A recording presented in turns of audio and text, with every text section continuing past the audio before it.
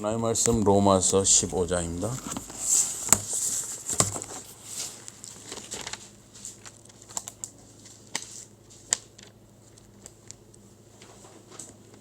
로마서 15장 1절부터입니다. 로마서 15장 1절부터 믿음이 강한 우리는 마땅히 믿음이 약한 자의 약점을 담당하고 자기를 기쁘게 하지 아니할 것이라. 우리 각 사람이 이웃을 기쁘게 하되 선을 이루고 덕을 세우도록 할지니라. 그리스도께서도 자기를 기쁘게 하지 아니하셨나니 기록된 바 주를 비방하는 자들의 비방이 내게 미쳤나이다 과 같으니라. 무엇이든지 전에 기록된 바는 우리의 교훈을 위하여 기록된 것이니 우리로 하여금 인내로 또는 성경의 위로로 소망을 가지게 함이니라. 이제 인내와 위로의 하나님이 너희로 그리스도 예수를 본받아 서로 뜻이 같게 하여 주사 한 마음과 한 입으로 하나님 곧 우리 주 예수 그리스도의 아버지께 영광을 돌리게 하려 하노라. 그러므로 그리스도께서 우리를 받아 하나님께 영광을 돌리신 것 같이 너희도 서로 받으라. 내가 말하노니 그리스도께서 하나님의 진실하심을 위하여 할례의 주종자가 되셨으니 이는 조상들에게 주신 약속들을 견고하게 하시고 이방인들도 그 긍휼하심으로 말미암아 하나님께 영광을 돌리게 하려 하심이라. 기록된 바 그러므로 내가 열방 중에서 주께 감사하고 주의 이름을 찬송하리로다 함과 같으니라. 또 이르되 열방들아 주의 백성과 함께 즐거워하라 하였으며 또 모든 열방들아 주를 찬양하며 모든 백성들아 그를 찬송하라 하였으며 또 이사야가 이르되 이새의 뿌리 곧 열방을 다스리기 위하여 일어나시는 이가 있으리니 열방이 그에게 소망을 두리라 하였느니라. 소망이 하나님이 모든 기쁨과 평강을 믿음 안에서 너희에게 충만하게 하사 성령의 능력으로 소망이 넘치게 하시기를 원하노라. 우리 30절부터 우리 33절까지 한 목소리 읽겠습니다. 시작. 형제들아 30절부터요. 로마 15장 30절부터 33절. 형제들아부터 형제들아.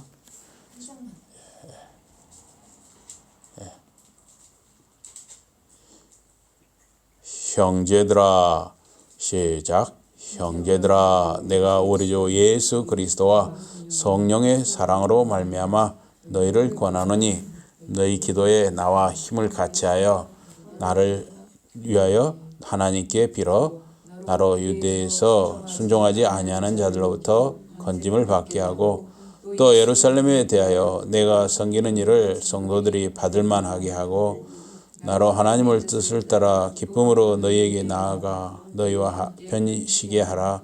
평강의 하나님께서 너희 모든 사람과 함께 계실지어다. 아멘. 오늘 말씀 제목이 이웃의 기쁨이라는 제목으로 말씀을 드리겠습니다. 1절에 믿음이 연약한 자를 너희가 봤대 그랬습니다. 믿음이 연약한 자. 이 믿음이 연약한 자, 확신이 없는 자, 미성숙한 자, 가르침을 받지 못한 자, 잘못된 생각을 하는 사람, 이 교회 공동체 안에 있을 수가 있습니다. 특별히 여기 로마서 13, 14, 15에 보면 먹고 마시는 거를 가지고 이야기했어요. 어떤 사람은 고기를 먹어도 된다. 어떤 사람은 채소만 먹어야 된다. 이런 논란거리가 있었습니다. 왜냐하면 이 고기가 우상 제물로 이방 세계에서 우상 제물로 바쳐져 가지고 거기 이제 고깃간에 와가지고 그걸 사 먹다 보니까 우상에게 바쳐진 고기를 먹어도 되느냐, 먹지 말아야 되느냐, 또 그런 문제뿐만 아니라 또 유대인들로서는 정갈한 음식, 정갈하지 못한 음식 이렇게 나눠놨단 말이에요. 그래서 그 구약에 있는 그런 정갈한 음식, 정갈하지 못한 음식, 그걸 신약에 와서도 예수를 믿어도 그 음식을 구별해야 한다. 또 그런 사람도 있고, 그러다 보니까 어떤 사람은 돼지고기를 먹어도 된다. 어떤 사람은 돼지고기는 먹으면 안 된다. 소고기만 먹어야 된다. 이렇게 여러 가지로 교회 안에 여러 부류의 사람들이 있었던 것입니다. 우리가 이 신앙적인 가정 안에서도 엄마, 아빠, 자녀들 또 할아버지, 할머니가 각각 영적인 성숙이라든가 교양, 사고, 인격, 지식, 품행이 다를 수가 있습니다. 그래서 여기 프로스 람바노, 받아들인다 하는 말을 썼는데, 이 빌레몬서에는 받아들인다 하는 것을 이렇게 잘 생각해 볼 수 있게 하고 있습니다. 그리스도 예수를 전하다가 바울이 감옥에 갇혔습니다. 빌레몬서는 감옥에 갇힌 바울 사도가 이 빌레몬에게 보내는 편지입니다. 편지 속에서 바울은 감옥에 갇혀 있지만 감옥에서 빌레몬의 가족 또 교우들을 위해서 기도한다 하는 것을 편지에 썼습니다. 또 오네시모는 원래 종이었는데 오네시모의 주인 빌레몬과 빌레몬의 가족 역시 바울 사도가 전도를 해가지고 제자가 되었습니다.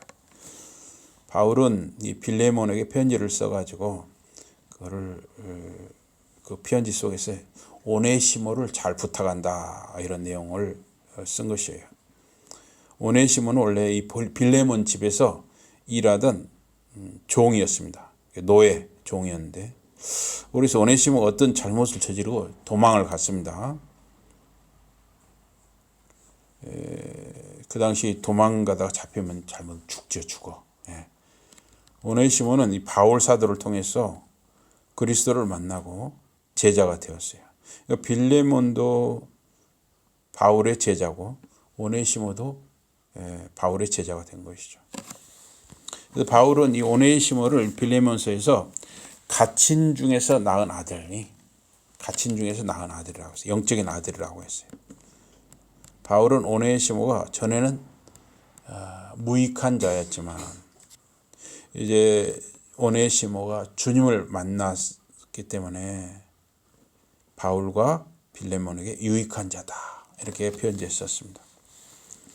바울은 이 빌레몬서 이 편지를 오네시모의 손에 들려서 빌레몬에게 보냈습니다. 바울은 이제 오네시모를 형제로 받아줄 것을 빌레몬에게 부탁한 것입니다. 약 2000년 전에 주인과 노예는 하늘과 땅만큼 차이가 있었습니다. 이 노예는 짐승, 물건과 똑같이 사고 팔았습니다. 참, 이 노예 제도가 참 잔인한 것이었죠. 바울 사도는 빌레몬에게 그러한 종이었던 오네시모를 이제 형제로 받아줄 것을 부탁을 했습니다. 이거 굉장한 일이죠. 그리스도 안에 있는 사람은 신분, 지위, 소유, 가문, 지식, 외모, 취향, 기호 등등 모든 것을 뛰어넘는 이 받아들임을 실천하라 하는 것입니다. 교회 안에서 특히 이제 사람들이 많이 모이는 그런 교회에서는 사회적으로 좀 신분이 있는 사람도 있고 또 많이 가진 사람도 있고 또 많이 배운 사람도 있고 여러 사람들이 모일 거 아닙니까? 그런데 일단 교회에 오면은 그런 걸 가리지 말고 받아들이라는 것이죠. 서로.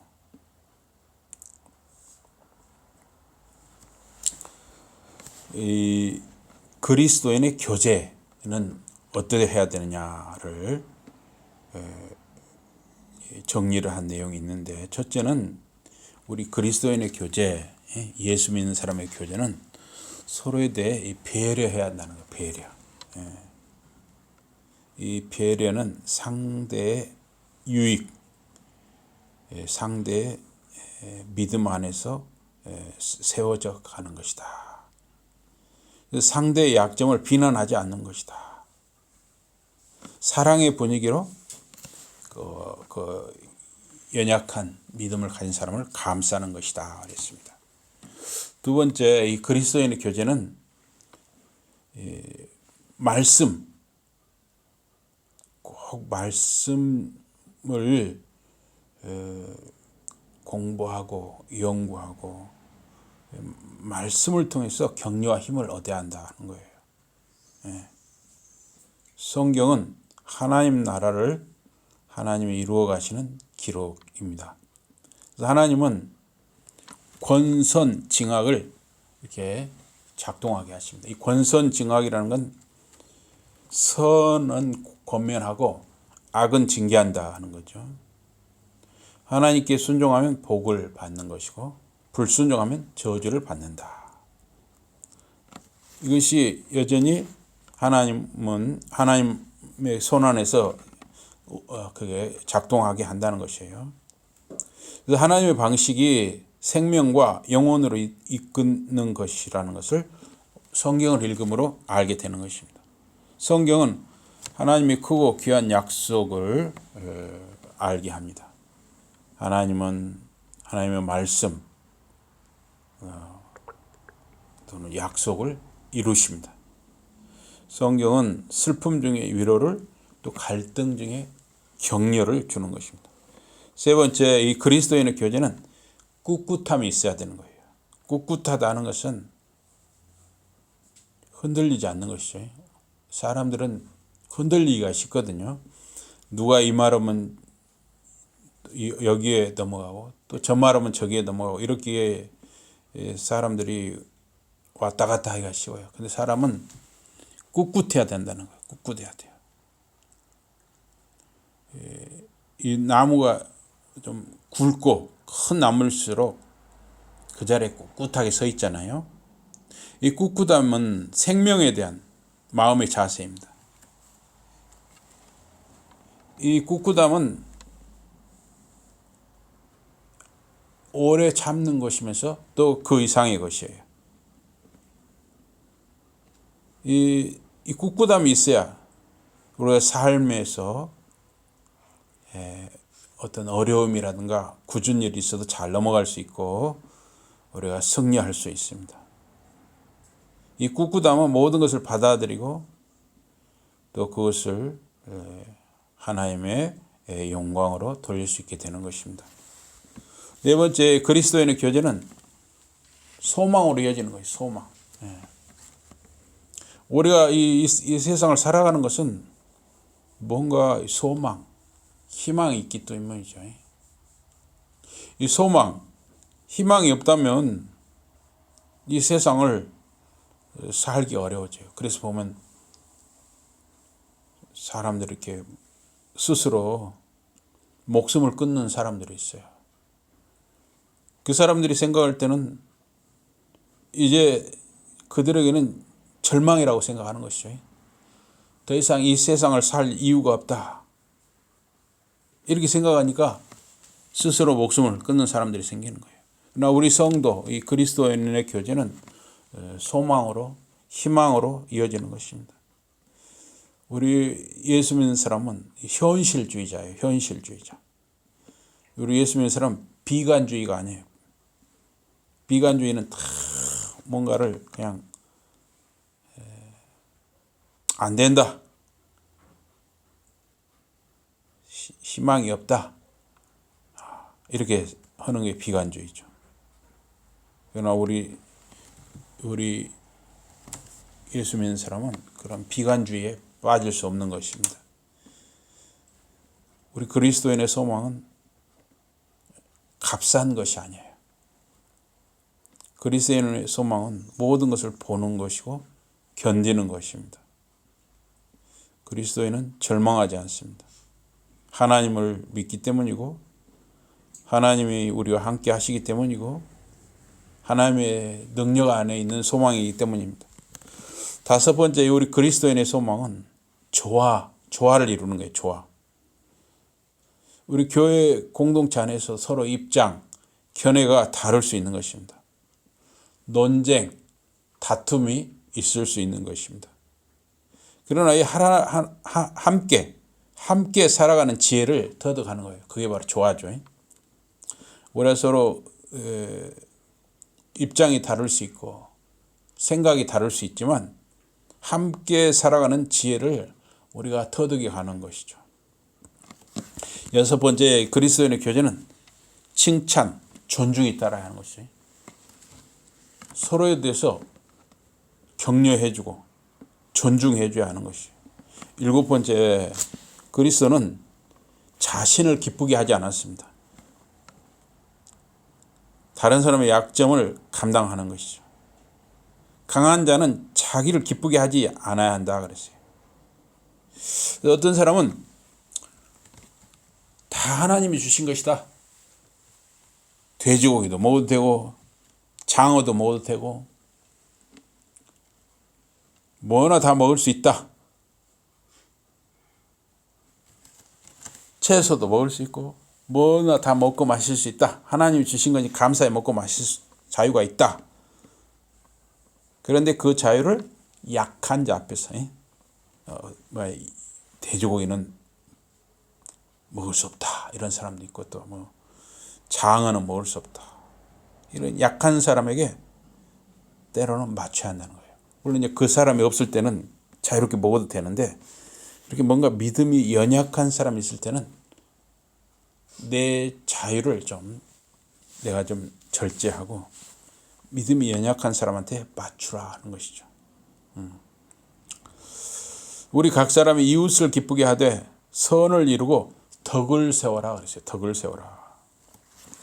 무엇이 이웃을 기쁘게 하는 건지 애매하잖아요. 그래서 이웃을 기쁘게 하되 거기다 덧붙여놨어요. 선을 이루고 덕을 세우는 것이다. 그래서 이웃을 기쁘게 하는 것은 선을 이루고 덕을 세우는 것이다 하는 거예요. 레위기 19장 18절에 보니까 원수를 갚지 말며 동포를 원망하지 말며 이웃 사랑하기를 내 몸과 같이 하라. 나는 여호와니라. 우리가 이 세상을 살다 보면은 미운 사람도 있고 원수가 생길 수도 있습니다.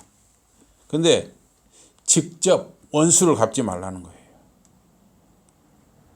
원망하지 말라는 것입니다. 하나님께 맡기고 기도해야 원망이나 실수가 생기지 않게 된다는 것입니다. 로마서 13장 9절에 보니까 간음하지 말라, 살인하지 말라, 도적질하지 말라, 탐내지 말라 한 것과 그 외에 다른 계명이 있을지라도 내 이웃을 내 자신과 같이 사랑하라 하신 그 말씀 가운데 다 들었느니라. 이웃을 내 몸처럼 아낀다면 원수도 미움도 생기지 않는다 하는 것입니다. 선을 이루고 덕을 세우는 것은 이 사람을 기쁘게 하는 것과는 다르다는 거예요. 그래서 갈라디아서 1장 10절에 보면 이제 내가 사람들에게 좋게 하랴, 하나님께 좋게 하랴, 사람들에게 기쁨을 구하랴. 내가 지금까지 사람의 기쁨을 구하는 것이었다면 그리스도의 종이 아니니라. 선을 이루고 덕을 세우는 것은 사람의 비위를 맞추거나 아첨하는 것이 아니다 하는 것입니다. 종들아 모든 일에 육신의 상전들에게 순종하되 사람을 기쁘게 하는 자와 같이 눈가림만 하지 말고 오직 주를 두려워하여 성실한 마음으로 하라. 골로새서 3장 22절입니다. 눈속임으로 일하는 사람들이 많이 있어요. 성실하게 사는 것은 쉽지 않은 일이지만 남이 보든 보지 않든 성실하게 살라 말씀합니다. 오직 하나님의 옳게 여기심을 받아 옳게 여기심을 입어 복음 전할 부탁을 받았으니 우리가 이와 같이 말하면 사람을 기쁘게 하려 함이 아니요 오직 우리 마음을 감찰하시는 하나님을 기쁘시게 하려 함이라. 사람을 속이더라도 하나님을 속일 수 없다는 것입니다. 하나님 언제나 우리 속마음을 살피십니다. 예수님은 자신을 기쁘게 하지 않으셨습니다. 예수님은 하나님 아버지와 사람들을 섬기기 위해 자신을 내어주셨습니다. 예수님은 자기를 낮추셨습니다. 그는 근본 하나님의 본체시나 하나님과 동등됨을 취할 것으로 여기지 아니하시고 오히려 자기를 비워 종의 형체를 가져 사람들과 같이 되었고 사람의 모양으로 나타나셨으며 자기를 낮추시고 죽기까지 복종하셨으니 곧 십자가에 죽으심이라. 주님을 따르는 것은 자기를 낮추는 것입니다. 주의 집을 위하는 열성이 나를 삼키고 주를 회방하는 회방이 내게 미쳤나이다. 시편 69편이죠. 주님께서는 자기를 낮추어서 하나님께 향하는 모욕도 받으셨습니다. 무엇이든지 전에 기록한 바는 우리의 교훈을 위하여 기록된 것이니 우리로 하여금 인내로 또는 성경의 안위로 소망을 가지게 함이니라. 하나님은 기록된 말씀, 성경을 통해서 지금도 우리에게 말씀하십니다. 그리스도는 우리의 구원자가 되기 위해 십자가에 죽으셨습니다. 그리스도는 우리의 주님이 되기 위해 다시 사셨습니다.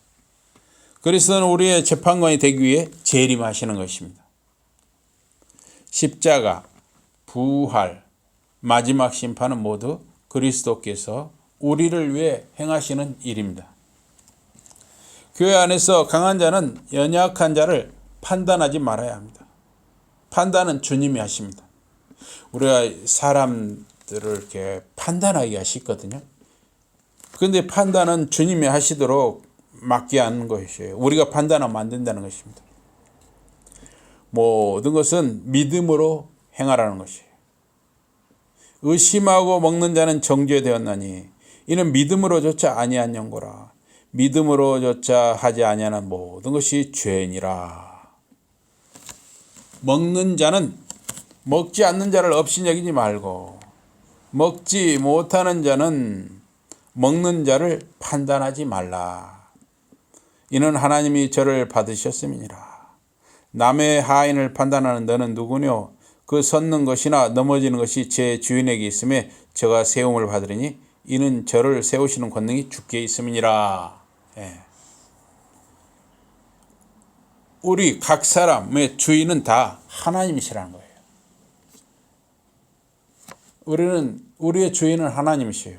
그러니까 우리가 서로 다른 사람을 판단할 권리가 없다는 거예요.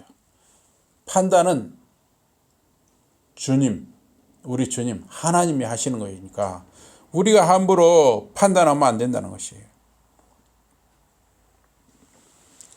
그 섰는 것이나 넘어지는 것이 제 주인에게 있으며 저가 세움을 받으리니 이는 저를 세우시는 권능이 주께 있음이라. 혹은 이 날을 저 날보다 낮게 여기고 혹은 모든 날을 같게 여기나니 각각 자기 마음에 확정할지니라.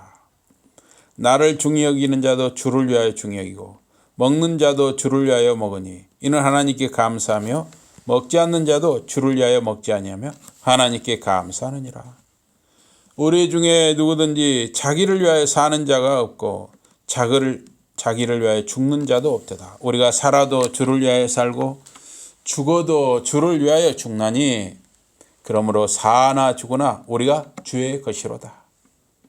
이를 위하여 그리스도께서 죽었다가 다시 살으셨으니 곧 죽은 자와 산 자의 주가 되려 하심이니라. 내가 어찌하여 내 형제를 판단하느냐? 어찌하여 내 형제를 업신 여기느냐? 우리가 다 하나님의 심판대 앞에 서리라. 신자는 신앙의 양심을 따라서 행할 자유가 있는 것입니다. 모든 것은 사랑으로 행해야 한다는 거예요. 바울의 모든 사역은 성령의 역사로 이루어졌습니다. 성령의 역사는 기도의 역사입니다. 기도의 역사는 성령의 역사입니다. 그리스도인에게 기도는 생명과 같습니다. 기도해야 성령의 역사를 체험하기 때문입니다. 바울은 전도의 여행 계획을 말을 하고 있어요. 바울은 모금한 헌금을 가지고 고린도에서 예루살렘으로 가고자 합니다. 이어서 예루살렘에서 로마로 가려고 합니다. 그 다음에 로마에서 서바나, 즉 스페인으로 가고자 합니다. 이 고린도에서 예루살렘까지 약 1300km, 예루살렘에서 로마까지 약 2400km, 로마에서 스페인까지 약 1100km예요. 그러니까 전체적으로 약 4800km 여행이에요. 지금처럼 비행기로 가는 것이 아니라 배를 타고 바다를 건너거나 육지를 여행하는 그런 시절이었습니다. 강도를 만날 수도 있고 풍랑 등 언제 어느 때 위험한 일을 만날지 모르는데 이 4800km 여행이라는 건 굉장히 어려운 여행, 거의 불가능에 가까운 어려운 여행이었습니다. 그런데도 바울은 이런 전도 여행을 하겠다는 거예요. 그러면서 자기의 이 전도 여행을 위해서 바울이 로마 교회 성도들에게 기도를 부탁을 하고 있습니다. 계획을 이루는 것은 먼저 하나님께 합심하여 기도하는 일인 것입니다. 그리고 노력하는 일이에요. 기도했으니까 이제 다 됐다 하고 아무것도 하지 않는 것이 아니라 기도하면서 노력한다 하는 거예요. 그리고 기도를 혼자만 할 것이 아니라 기도 부탁을 하라 하는 거예요.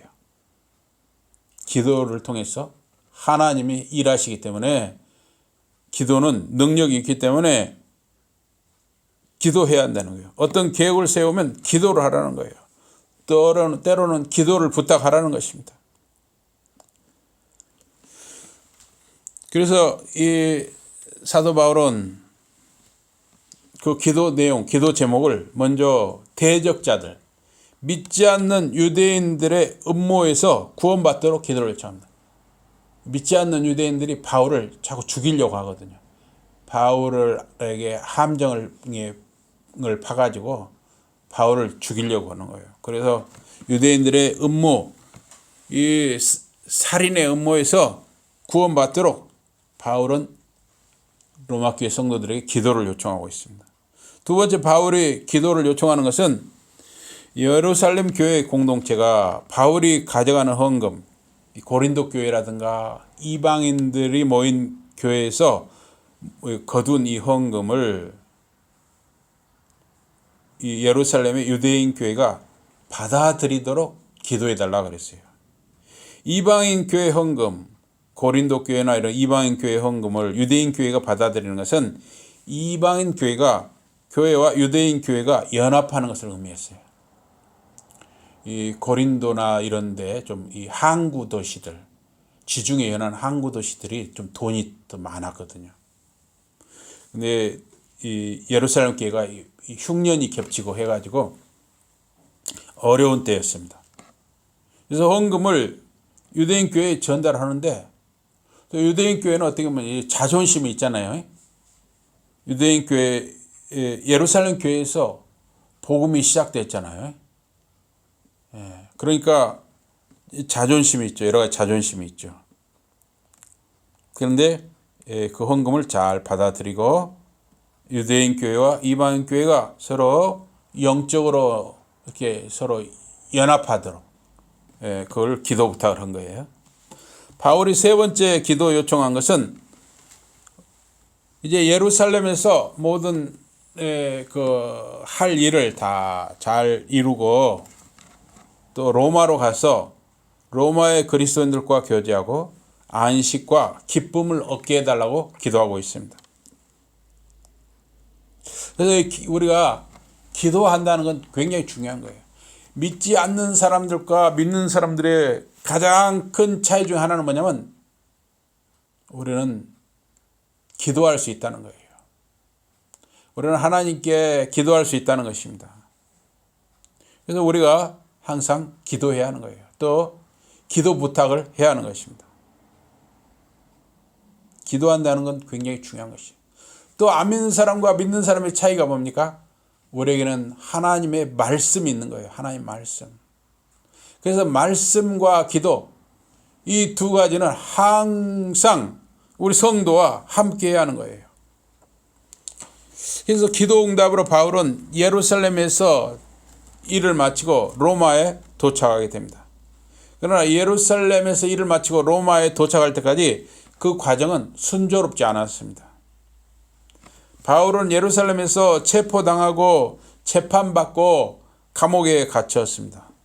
3번 폭행을 당하고 그 세 번 이렇게 두드려 맞는 사건이 있었고, 또 한 번 채찍질 당하는 사건이 있었고, 또 한 번 암살은 바울을 죽이기 위해서 사람들을 매복에 하는 사건이 또 있었어요. 그런 여러 가지 죽을 고비들을 많이 겪고 넘겨야 했습니다. 그러고 나서 이런 여러 고비를 넘기고 나서 바울은 주님의 약속대로 로마에 도착한 거예요. 바울은 로마에 도착할 때